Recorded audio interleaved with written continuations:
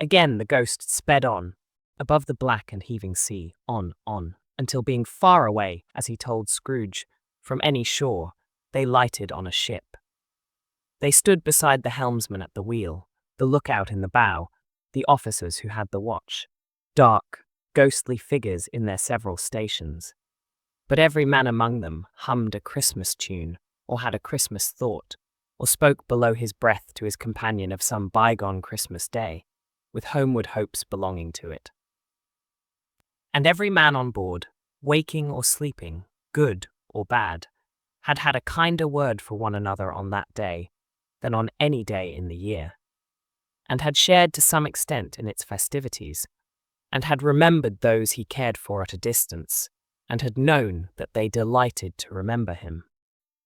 It was a great surprise to Scrooge, while listening to the moaning of the wind, and thinking what a solemn thing it was to move on through the lonely darkness over an unknown abyss, whose depths were secrets as profound as death. It was a great surprise to Scrooge, while thus engaged, to hear a hearty laugh. It was a much greater surprise to Scrooge to recognize it as his own nephew's, and to find himself in a bright, dry, gleaming room, with the spirit standing smiling by his side, and looking at that same nephew with approving affability. "Ha ha!" laughed Scrooge's nephew. "Ha ha ha! If you should happen, by any unlikely chance, to know a man more blessed in a laugh than Scrooge's nephew, all I can say is, I should like to know him too. Introduce him to me, and I'll cultivate his acquaintance. It is a fair, even-handed, noble adjustment of things, that while there is infection in disease and sorrow, there is nothing in the world so irresistibly contagious as laughter and good humour." When Scrooge's nephew laughed in this way, holding his sides, rolling his head, and twisting his face into the most extravagant contortions, Scrooge's niece, by marriage, laughed as heartily as he, and their assembled friends, being not a bit behindhand, roared out lustily, "Ha, ha, ha, ha, ha, ha!" "He said that Christmas was a humbug, as I live," cried Scrooge's nephew. "He believed it too." "More shame for him, Fred," said Scrooge's niece indignantly. "Bless those women, they never do anything by halves. They are always in earnest." She was very pretty, exceedingly pretty, with a dimpled, surprised-looking capital face, a ripe little mouth that seemed made to be kissed, as no doubt it was, all kinds of good little dots about her chin that melted into one another when she laughed, and the sunniest pair of eyes you ever saw in any little creature's head. Altogether, she was what you would have called provoking, you know, but satisfactory too. "Oh, perfectly satisfactory. He's a comical old fellow," said Scrooge's nephew. "That's the truth, and not so pleasant as he might be. However, his offences carry their own punishment, and I have nothing to say against him."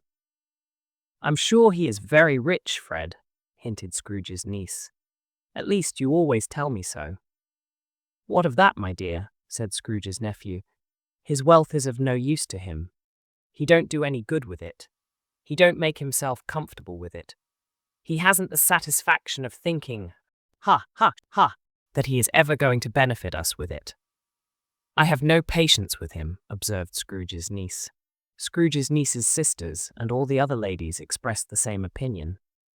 "Oh, I have," said Scrooge's nephew. "I am sorry for him. I couldn't be angry with him if I tried. Who suffers by his ill whims? Himself always. Here he takes it into his head to dislike us, and he won't come and dine with us. What's the consequence? He don't lose much of a dinner." "Indeed, I think he loses a very good dinner," interrupted Scrooge's niece. Everybody else said the same, and they must be allowed to have been competent judges, because they had just had dinner, and with the dessert upon the table, were clustered round the fire by lamplight. "Well, I am very glad to hear it," said Scrooge's nephew, "because I haven't any great faith in these young housekeepers. What do you say, Topper?" Topper had clearly got his eye upon one of Scrooge's niece's sisters, for he answered that a bachelor was a wretched outcast, who had no right to express an opinion on the subject. Whereat Scrooge's niece's sister, the plump one with the lace tucker, Not the one with the roses, blushed. Do go on, Fred, said Scrooge's niece, clapping her hands. He never finishes what he begins to say. He is such a ridiculous fellow. Scrooge's nephew revelled in another laugh, and as it was impossible to keep the infection off, though the plump sister tried hard to do it with aromatic vinegar, his example was unanimously followed. I was only going to say, said Scrooge's nephew, that the consequence of his taking a dislike to us, and not making merry with us, is, as I think, that he loses some pleasant moments which could do him no harm. I am sure he loses pleasanter companions than he can find in his own thoughts, either in his mouldy old office or his dusty chambers. I mean to give him the same chance every year, whether he likes it or not, for I pity him. He may rail at Christmas till he dies, but he can't help thinking better of it. I defy him, if he finds me going there, in good temper, year after year, and saying, Uncle Scrooge, how are you? If it only put him in the vein to leave his poor clerk £50, that's something. And I think I shook him yesterday.